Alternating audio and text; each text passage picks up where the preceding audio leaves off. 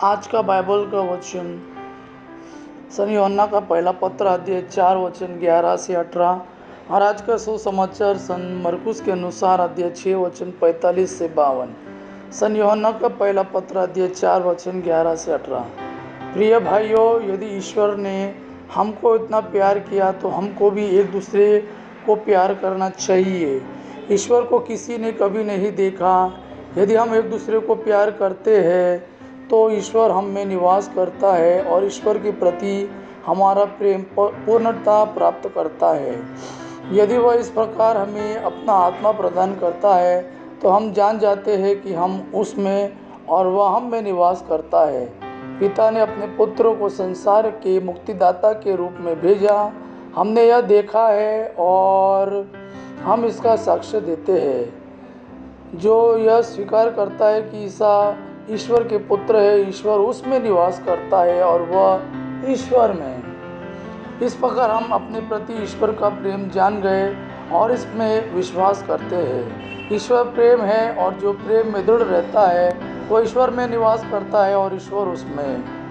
यदि हम पूरे भरोसे के साथ न्याय के दिन की प्रतीक्षा करते हैं, क्योंकि हम इस संसार में मसीह के अनुरूप आचरण करते हैं, तो हमारा प्रेम पूर्णता प्राप्त कर चुका है। प्रेम में भय नहीं होता। पूर्ण प्रेम भय दूर कर देता है, क्योंकि भय में दंड की आशंका रहती है और जो डरता है उसका प्रेम पूर्णता तक नहीं पहुंचा है। आज का सुसमाचार सन मरकुस के अनुसार अध्याय 6 वचन 45 से 52। इसके तुरंत बाद ईसा ने अपने शिष्यों को इसके लिए बाध्य किया कि वे नाव पर चढ़कर उनसे पहले उस पार बैतसैदा चले जाए। इतने में वे स्वयं लोगों को विदा कर देंगे। ईसा लोगों को विदा कर पहाड़ी पर प्रार्थना करने गए। संध्या हो गई थी। नाव समुद्र के बीच में थी और ईसा अकेले स्थल पर थे। ईसा ने देखा कि शिष्य बड़े परिश्रम से नाव खे रहे हैं, क्योंकि वायु प्रतिकूल थी।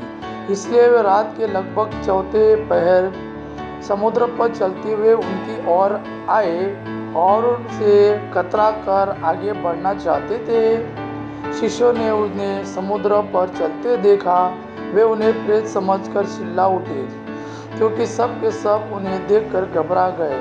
ईसा ने तुरंत उनसे कहा, धारस रखो, मैं ही हूँ, डरो मत। तब वे उनके पास आकर नाव पर चढ़े और वायु थम गई। शिष्य आश्चर्यचकित रह गए, क्योंकि वे अपनी बुद्धि की जड़ता के कारण रोटियों के चमत्कार का अर्थ नहीं समझ पाए थे। यह प्रभु का वाणी है। प्रभु को धन्यवाद। आबा पिता की महिमा और पुत्र यीशु का प्रेम आप पर सदा सर्वदा बना रहे। आमीन।